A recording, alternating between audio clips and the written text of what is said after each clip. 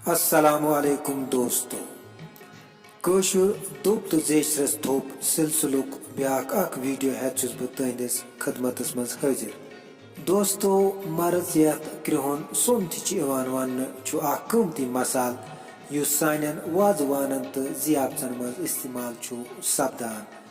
मर्चस bizarre फायदे यह जियाफतो अलाव तिबी शोबस मज सठा कारगर तो फायदेमंद।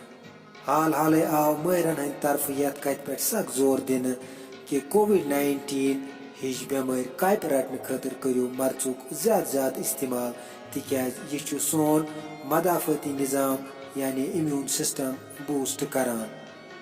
मर्चच इफादत यम कत सत फिक्र तरान ज यूरोपिक रोजन वल आय मर्ज छांडान छांडान मुल्क हिंदुस्तान तिकाज हिंदुस्तान मर्चुक आगुर इवान मानने।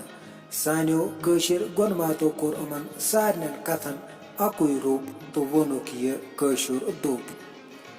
दूर दूर मर्ज मेठान तो नख नख नाबद टेठान। दूर दूर मर्ज मेठान तो नख नख नाबद टेठान। Meaning from a distance even black pepper becomes sweet, near at hand sugar becomes bitter. Translation: absence makes the hearts grow fonder.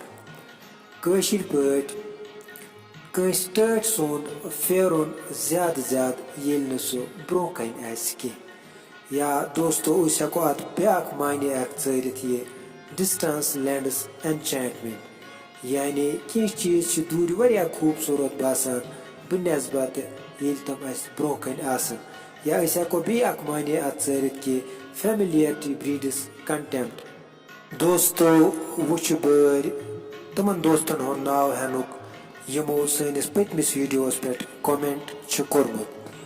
हम जूर अहमद सोफी, रुबीना कुरैशी रुतबा, निगत नसरीन, मुदस्सिर अहमद डार, सजाद अहमद पर्रा, उम्मी सफान, बाबा हिलाल, सईद रिजवान रशीद, अबू ताइब, एजाज अहमद वानी, जफर इब्न हसन, मोहम्मद रमजान, भट्ट परवेज, इमरूफैन अमजद, गुलजार अहमद मीर, साउल हैकर, बिलाल अहमद, प्रिंस आशिक, इम्तियाज अहमद लोन तो तालिब इरशाद। दोस्तों तुम सठा सठा शुक्रिया सन वीडियो पसंद करने खतर।